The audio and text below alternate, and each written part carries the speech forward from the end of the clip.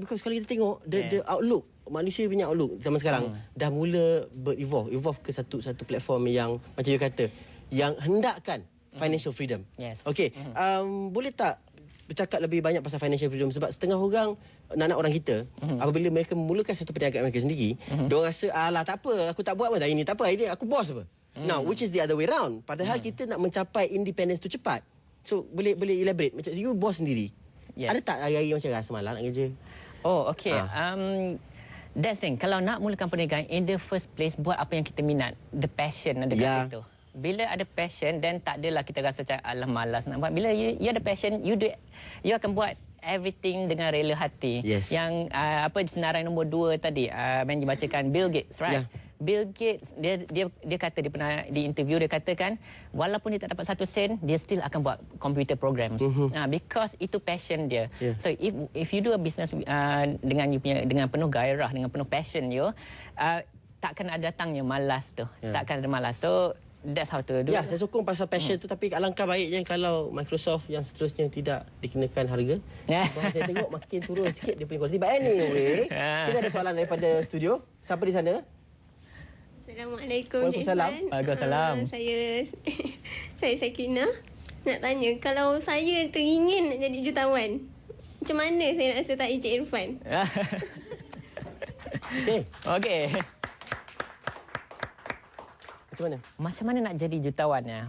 First thing, I'll start back where I stop tadi. Passion. Start with your passion. Apa yang passion Sakinah tadi tu, apa yang minat Sakinah tadi tu kan, apa saja yang ada tu, cuba ubahkan tu jadi perniagaan. 9 daripada 10 rezeki datang daripada perniagaan. Apa sahaja boleh diubahkan jadi perniagaan. So, bawa perniagaan itu, kembangkan perniagaan itu. Mula kecil. Okay, start small, tak perlu pinjam bank ke apa-apa, nanti lagi banyak dengan. Start small and then daripada kecil tu, kita besar-besarkan sikit perniagaan. Konsep ni dipanggil bootstrap. Bootstrap maksudnya, kita start perniagaan kecil, untung yang kecil, kita tambahkan lagi, besarkan sikit. Untung yang kecil, tambahkan sikit, lagi dia besar. Tambahkan sikit, lagi besar. Okay, banyak company buat macam tu. Macam HP, Body Shop, semuanya buat bootstrap. Di mana gunakan passion, and then start perniagaan kecil. Okay, very good. Terima kasih. Okay. Janganlah membuat perniagaan dia, lepas tu untung kecil, lepas tu beli Bima. Ingatlah, itu langkah yang tidak berapa bijak. Baiklah, kita nak tengok. Saya tak tahu pula bini cantik boleh beli kan. Dan juga kita nampak tadi bermacam-macam pandangan on how apabila ditanya tu, you nak jadi jutawan tak? Setengah daripada kita langsung tidak dapat memikirkan yang the possibility yang kita boleh jadi jutawan. Now, dalam langkah Irfan dah jadi jutawan, ada tak pernah terfikir sekalipun doubted yourself? No, tak Mensangsi, tak ada pernah. Okey, cara macam mana you kekalkan being positif tu? Okey, selepas ambil SPM, selepas SPM, umur 18 tahun macam tu, saya buat matlamat. Matlamat saya nak jadi jutawan sebelum umur 30 tahun. Okey. However, lepas SPM tu, saya penuhkan diri saya dengan bacaan motivasi, buku-buku motivasi. Saya dah pergi ke seminar motivasi and suka tonton kisah-kisah yang memberi motivasi lah. And one thing yang saya tak boleh lupa daripada semua kata, we need to have confidence in ourselves. So daripada umur 18 tahun, saya setiap hari saya confident, yakin dengan diri saya yang I can do it. And I never doubted it. I akan tercapai by 30. Alhamdulillah, I capai by 25. I made my first million. Baiklah, untuk mengetahui seterusnya, apakah cara isteri tuan jutawan kita ni berbelanja? Saya tahu kan, isteri jutawan dia berbelanja macam mana? Sebab isteri saya berbelanja pun okey lah, tak ada lah tu serat. Tapi macam kalau macam ni lah, kalau buat jutawan macam mana? Kita jumpa selepas kita berehat dulu.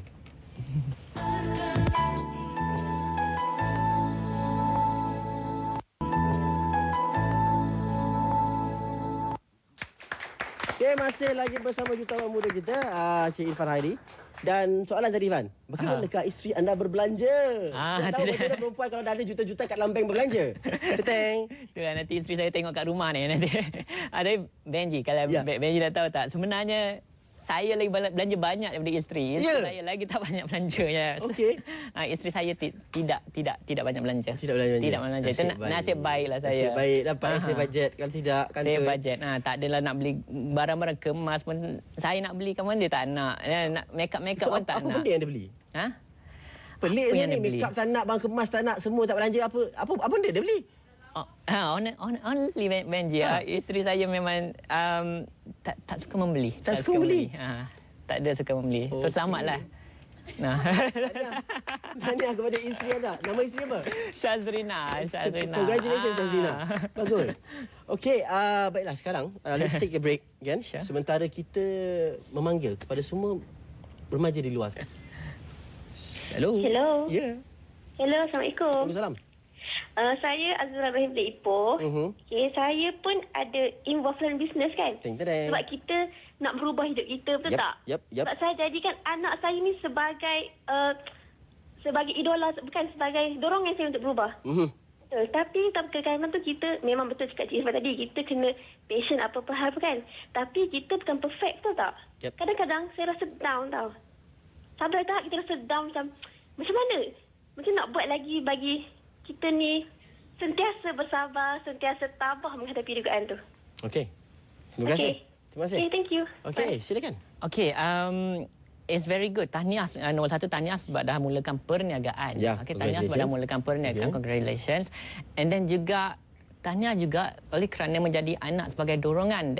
That's what I do. Family menjadi satu kita punya dorongan. Okey. And memang dalam perniagaan yang the bad news is 9 daripada 10 perniagaan gagal. That's the bad news. It is understandable kenapa perniagaan banyak gagal. Okay. Perniagaan banyak gagal because the important one is lack of knowledge lah, ilmu. Nak mulakan perniagaan, you kena betul-betul banyak baca buku mengenai perniagaan anda tu. So katalah perniagaan anda, saya tak pasti mengenai apa tadi. Ada sebut tak sebut kan? Okey, apa saja perniagaan anda tu, baca at least satu buku seminggu mengenai perniagaan tu. Seminggu khatamkan satu buku.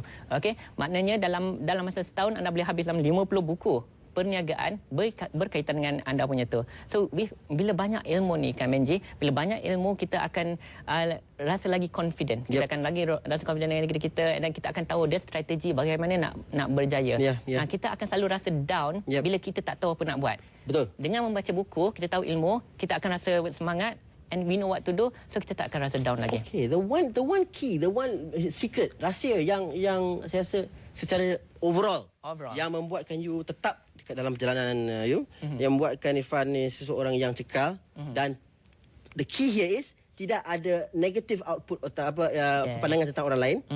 Macam mana? Apakah that one secret, that one thing yang membuatkan you tetap di atas orang kata ihdinas siratal mustaqim? Macam mana? Okay, macam for myself, there's satu istilah ni. Istilah paranoid kita tahu. Being paranoid, kita fikir orang ni nak tikam kita belakang. Kalau kita berjaya nanti orang bawah kita nak jatuhkan kita. That's paranoid. And the opposite of it is inverse paranoid. Inverse paranoid maksud dia mana? Bila saya datang sini saya rasa Benji nak bantu saya. Saya akan rasa macam tu. Bila saya datang sini saya rasa producer akan bantu saya. And then mana-mana saya pergi jumpa orang, saya akan fikir orang semua akan bantu. Satu Malaysia nak bantu saya. With that kind of thinking, ia akan jadi. You are attracting like. Right. Secrets. That's the secret. Secrets. So when you give that positive energy, people will give you positive energy back. And memang susah saya nak nampak orang giving me negative energy. And then kadang-kadang kalau ada pun orang giving me negative things, saya tak nampak. Kadang-kadang saya punya wife yang nampak, saya punya PA yang nampak. Saya sendiri tak nampak the negative there. So I think the right thing to do is for us to be positive lah. Okay. Sudah lama saya tak berjumpa dengan orang sepositif dan sekata tulus anda. Tahniah. Thank you very much. Thank you very much. Tepukan kepada kita doktor. Okay. Kita dah puas bercakap dengan doktor. Thank you so much for your insight. Okay. Buat masa ni kita nak berehat sebentar. Jumpa lagi selepas ni.